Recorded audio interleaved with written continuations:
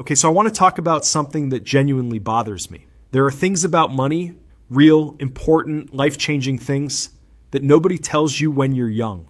Like nobody sits you down and explains how any of this actually works.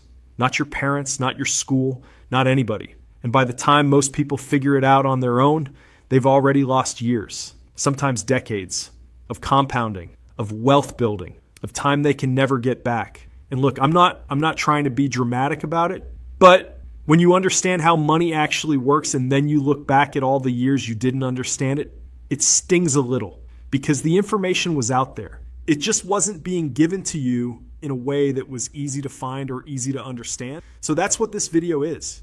Everything I wish someone had just sat me down and told me about money before I wasted years figuring it out the hard way. Some of this stuff is going to seem obvious in hindsight. Some of it might genuinely surprise you, but all of it matters.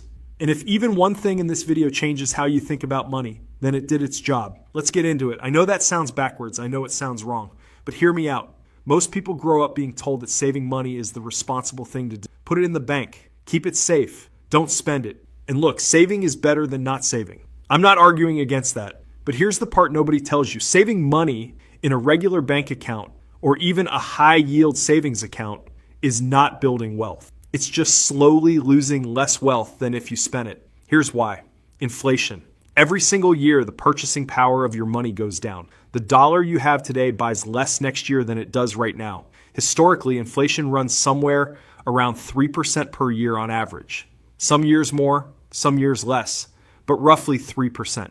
So if your savings account is paying you 1% interest and inflation is running at 3%, you are losing 2% of your purchasing power every single year. Your balance goes up slightly, but what that balance can actually buy goes down. You're getting poorer in real terms while watching your balance grow. That's the trap. The only way to actually beat inflation over the long run is to invest, to put your money somewhere that has historically returned more than inflation by a meaningful margin. And the broad stock market over long periods of time has done exactly that. Not every year, not smoothly, but over time it works. Nobody told me this until way later than they should have. And I think about how many years I spent feeling responsible for saving money in a bank account while inflation was quietly eating away at it the whole time. This one is the one that really gets me. People spend their whole lives trying to make more money so they can eventually have more time. Work harder, earn more, save more, and someday there'll be enough to slow down. That's the plan for most people, and it's completely backwards. Time is the ingredient that makes investing work, not money, time. Let me show you what I mean with actual numbers because this is the kind of thing that's hard to believe until you see it. 2 people. Let's call them Alex and Jordan. Alex starts investing $200 a month at 22 years old and does it until they're 32, 10 years. Then they stop completely and never invest another dollar. Jordan waits until they're 32 to start investing and then puts in $200 a month every single month until they're 62. 30 years of investing. Who ends up with more money at 62? Alex. By a lot, despite investing for only 10 years versus Jordan's 30. Because Alex's money had decades more time to compound. The early years matter so much more than the later years.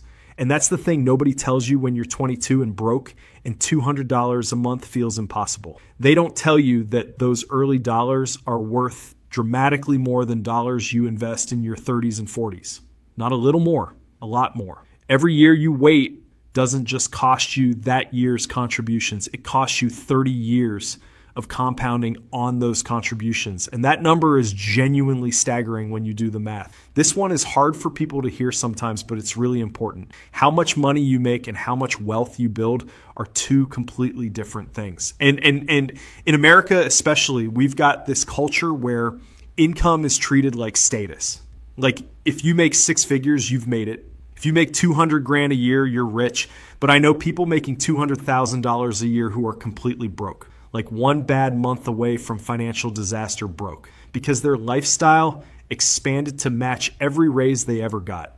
Nicer apartment, nicer car, more eating out, more vacations, more stuff. And at the end of every month, there's nothing left to invest because it all got consumed by a lifestyle that grew as fast as the income did. And I know People making $60,000 a year who are quietly building real wealth because they live on $45,000 and invest the rest consistently every single month without fail. Wealth is not what you earn.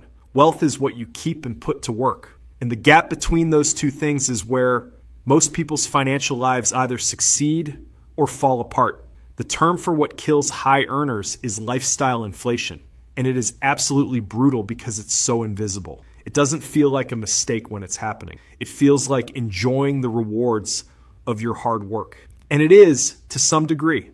But if your lifestyle grows every time your income grows, you never actually get ahead. You just get a more expensive version of the same financial stress. Okay, so we live in a society that has completely normalized debt. Like it's just part of life. Car payment, normal. Credit card balance, everyone has one. Student loans, just part of the deal. Buy now, pay later on a couch? Sure, why not? And I get it. I really do. Sometimes debt is unavoidable. Sometimes it's even strategically smart. A mortgage on a house that appreciates, for example, can make total sense. I'm not saying all debt is evil and you should never borrow money for anything ever. But consumer debt, credit cards, car loans for cars you can't afford, financing stuff you don't need, is one of the most effective wealth-destroying forces in most people's lives.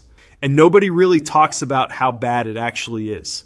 A credit card charging 24% interest.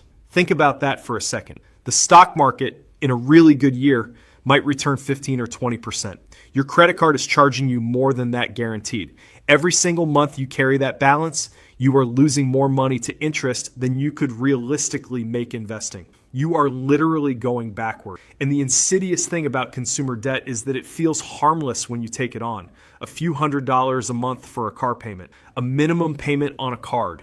It doesn't feel catastrophic in the moment, but over time it is absolutely bleeding you. Every dollar going toward interest is a dollar that isn't compounding in your favor. Eliminating high interest debt is one of the highest guaranteed returns you can get on your money, because paying off a 24% credit card is effectively a 24% return. There's almost nothing in investing that reliably beats that. This one drives me a little crazy, honestly. There's this narrative, and it comes up constantly, that investing in the stock market is basically gambling, that it's risky and unpredictable and regular people have no business putting their money in. And I think this narrative has kept more regular people out of wealth building than almost anything else. Here's the reality. Yes, individual stocks are risky. Yes, trying to pick winners and time the market and trading in and out of positions is essentially gambling with extra steps. That stuff is genuinely unpredictable, and most people who try it lose money. But buying a broad market index fund, something that just owns a tiny piece of every major company in the market, is not gambling. It's betting on the overall economy continuing to exist and grow over time. And that's a pretty reasonable bet.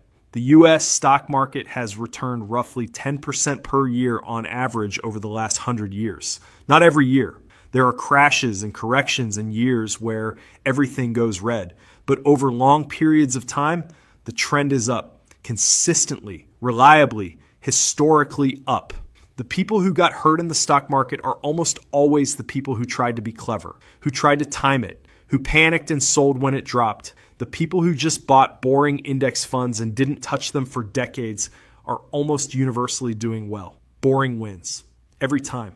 I think a lot of people, and I was definitely guilty of this, like have some version of a plan that involves something external fixing their financial situation, a raise that's coming, a bonus they're expecting, an inheritance maybe, a business idea they haven't started yet, something out there that's going to come along and solve the money problem for them. And sometimes those things happen. Sometimes the raise comes through. Sometimes the business works.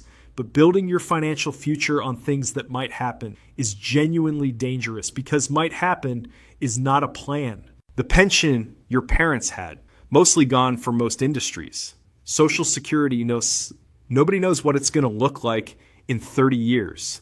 And it was never designed to be someone's entire retirement anyway. The company taking care of you. Companies do layoffs now. They always have. And your loyalty to them is not necessarily reciprocated. The system is not designed to make you wealthy. It's designed to keep you functional enough to keep working. And that sounds harsh, but it's just true.